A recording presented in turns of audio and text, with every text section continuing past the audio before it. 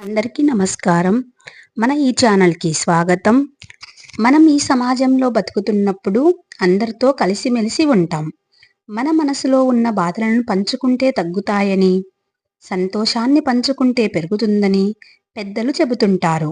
అందుకే మన జీవితంలో జరిగే చిన్న చిన్న విషయాల నుండి పెద్ద సీక్రెట్స్ వరకు అందరికీ చెప్పేస్తూ ఉంటాం.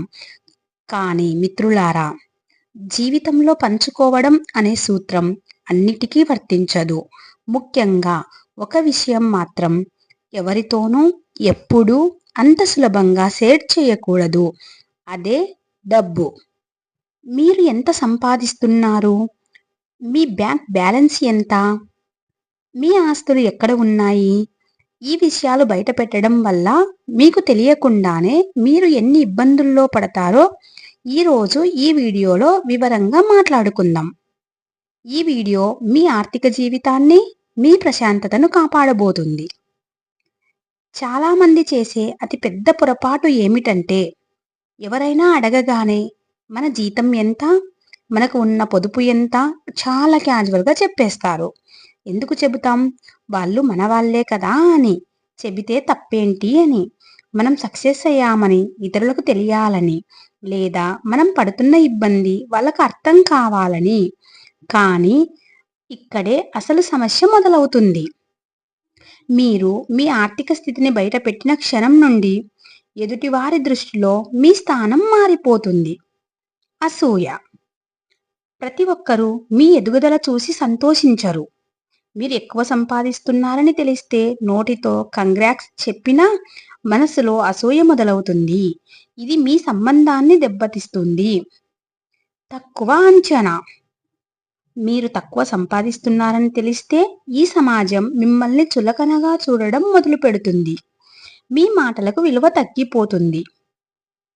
అనవసరపు అప్పులు. మీ దగ్గర డబ్బు ఉందని తెలిస్తే అవసరం లేకపోయినా మీ దగ్గరకు వచ్చి అప్పులు అడిగే వాళ్ళు పెరుగుతారు. ఇవ్వకపోతే చెడ్డ పేరు. ఇస్తే డబ్బు తిరిగి వస్తుందో లేదో టెన్షన్. మిత్రులారా, డబ్బు అంటే కేవలం కాగితపు నోట్లు కాదు.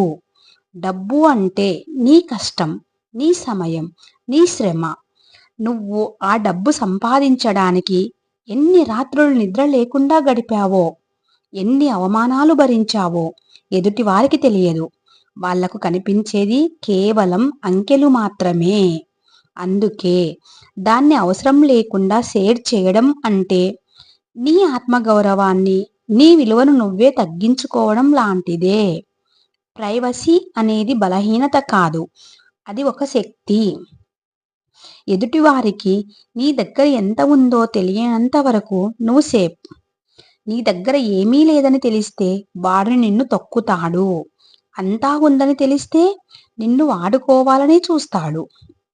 ఒక చిన్న ఉదాహరణ చూద్దాం. ఒకే ఆఫీస్లో పనిచేసే ఇద్దరు స్నేహితులు.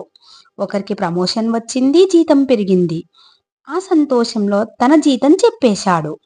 ఆ క్షణం నుండి స్నేహితుడి మనసులో మార్పు వస్తుంది. అతనికే ఎందుకు ఎక్కువ? ఈ ఆలోచన చివరికి ద్వేషంగా మారుతుంది. ఇది స్నేహాన్ని పాడు చేస్తుంది. అలాగే బంధువులు మీ దగ్గర డబ్బు ఉందని తెలిస్తే ఎప్పుడూ ఫోన్ చేయని వాళ్ళు కూడా డబ్బు అడుగుతారు. ఇస్తే రిస్క్, ఇవ్వకపోతే బంధం కట్. ఈ పరిస్థితిని మీరే తెచ్చుకున్నట్టే కదా. గుర్తుపెట్టుకోండి, డబ్బు గురించి సైలెంట్గా ఉండడం వల్ల శత్రువులు తగ్గుతారు.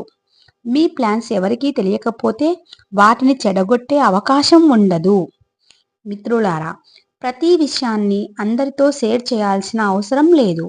ముఖ్యంగా డబ్బు విషయంలో నిశ్శబ్దం నీ రక్షణ కవచం. నీ ప్రగతి గురించి ఫలితాలు మాట్లాడాలి, నీ మాటలు కాదు. నువ్వు కారు కొన్నావో, ఇల్లు కట్టావో లోకానికి తెలుస్తుంది. అప్పుడు కూడా నీ బ్యాంక్ బ్యాలెన్స్ చెప్పాల్సిన పని లేదు.